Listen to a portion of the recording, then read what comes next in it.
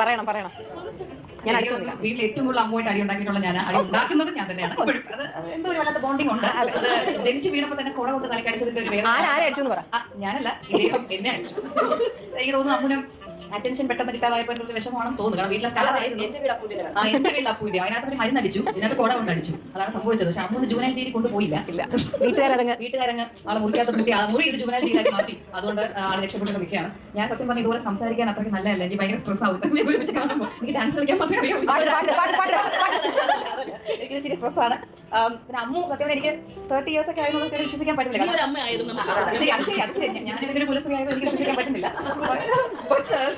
എനിക്ക് എന്താ പറയുക, മെമ്മറി എന്ന് പറഞ്ഞാൽ അമ്മുനെ കുറിച്ച് കുറച്ച് നല്ല ക്വാളിറ്റീസ് പറയാം. അമ്മുന്റെ ക്വാളിറ്റീസ്, അമ്മു സത്യം പറഞ്ഞ ഒരു ലീഡർഷിപ്പ് ക്വാളിറ്റി നല്ലപോലെ. നമ്മുടെ വീട്ടിലായിരിക്കും നമ്മൾ ഫുൾ ഫാമിലി ആയിട്ട് എവിടെ ട്രിപ്പ് പോയാലും ഞാനും വിശാനി പല സ്ഥലങ്ങളും നമ്മളെ തമ്മിൽ പറയും, നമ്മളായിരുന്നു തേഞ്ഞാലും ഫുൾ ഫാമിലി അല്ലേ, നമ്മളങ്ങനെ പറയും. പല സ്ഥലത്തിലും നമ്മൾ തമ്മിൽ അമ്മു എനിക്ക് ഡീൽ ചെയ്യുന്നു. നമ്മൾ പല സ്ഥലത്ത് പല ഭാഷയിലൊക്കെ ആൾക്കാരോട് സംസാരിക്കും. ഞാനും വിശാനി വരെ ചേർന്ന് അങ്ങനെ ആയി പറയുന്നത്. നമ്മളാണെങ്കിൽ ഫാമിലി ഫുൾ അവിടെ ലണ്ടനിൽ തിരിച്ചു